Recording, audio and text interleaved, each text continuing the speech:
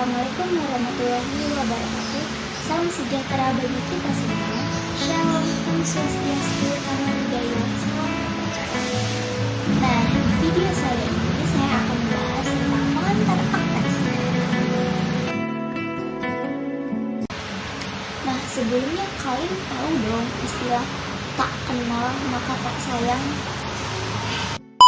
Nah, biar kalian kenal sama akuntansi, sayang sama akuntansi, kalian harus kenalan dulu akuntansi itu apa sih. Akuntansi merupakan proses mengidentifikasi, mengukur, dan menyajikan laporan keuangan. Dalam proses kegiatannya, seorang akuntan menempuh beberapa proses. Yang pertama, mencatat. Yang kedua, menggolongkan. Yang ketiga, meringkas. Yang keempat, menginterpretasi. Yang kelima, menyajikan atau melaporkan. Proses tersebut ditempuh untuk dapat menyajikan laporan keuangan yang dibutuhkan oleh perusahaan, organisasi, institusi, dan lembaga. Wah, ternyata banyak juga yang dilakukan oleh seorang akuntan untuk dapat menyajikan sebuah laporan keuangan. Lalu, apa aja sih isi laporan keuangan tersebut? Kalian pasti penasaran dong.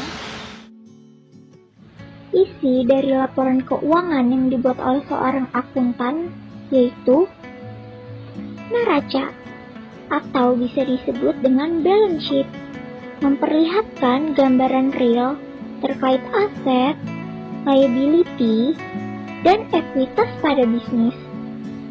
Neraca menunjukkan posisi, kondisi, dan informasi keuangan perusahaan pada periode akuntansi berjalan.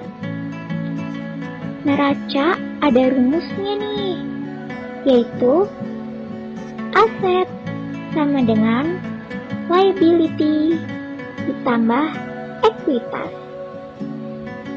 Berikut contoh format dari neraca. Selanjutnya yaitu ada laba rugi. Laba rugi adalah laporan yang berfungsi untuk menilai kinerja dari segi finansial. Apakah perusahaan mengalami keuntungan atau malah kerugian? Dalam laba rugi terdapat dua bentuk. Yang pertama yaitu single step. Hanya menunjukkan satu kategori pendapatan dan pengeluaran. Yang kedua yaitu ada multiple step. Biaya dipisahkan ke akun-akun yang lebih relevan dan ditampilkan secara detail. Selanjutnya yaitu ada perubahan modal. Laporan yang menyediakan informasi tentang modal yang dikeluarkan dan tersisa dalam bisnis selama periode waktu tertentu. Selanjutnya yaitu ada laporan arus kas, memberikan informasi tentang aliran kas perusahaan, baik yang masuk maupun keluar. Arus kas juga berfungsi sebagai indikator untuk memprediksi aliran kas di periode mendatang. Udah kayak peramal aja ya. Yang terakhir yaitu ada catatan atas laporan keuangan, biasa disingkat dengan CALK, adalah bagian dari financial statement. CALK ini digunakan sebagai tambahan informasi lebih detail dan lengkap. Dari contoh laporan keuangan yang tadi saya tampilkan, ada bagian di mana yang menempati posisi debit dan ada yang menempati posisi kredit. Nah, lalu gimana caranya membedakan dia ditempatkan di debit atau di kredit. Sebelumnya, pada akuntansi terdapat penggolongan beberapa akun, yaitu harta, kewajiban, ekuitas atau modal, pendapatan, dan beban. Wah, kok ada penggolongannya sih? Rasis banget.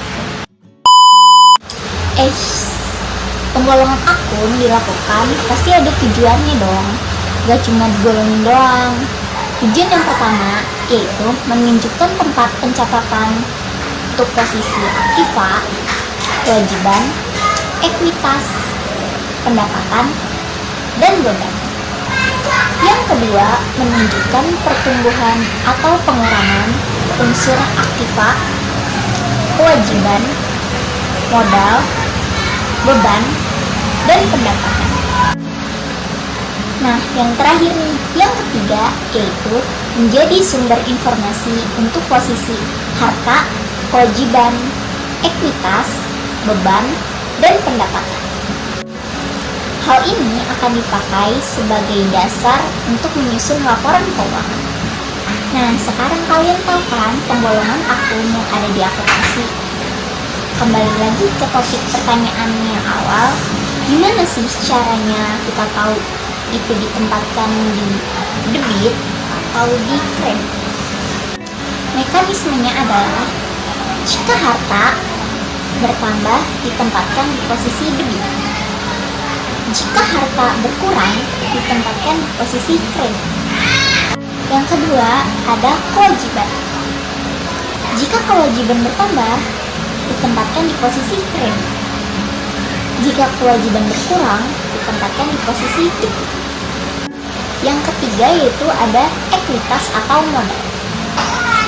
Jika modal bertambah ditempatkan di posisi kredit, jika modal berkurang ditempatkan di posisi debit. Yang keempat yaitu ada pendapatan.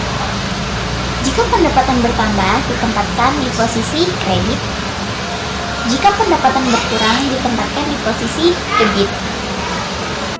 Yang terakhir yaitu ada beban atau biaya.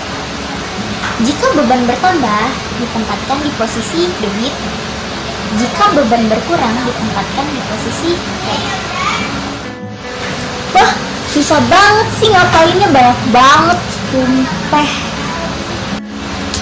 Tenang aja kok, gampang cara ngapalinnya. Coba deh kalian rentangin jari kalian kayak gini.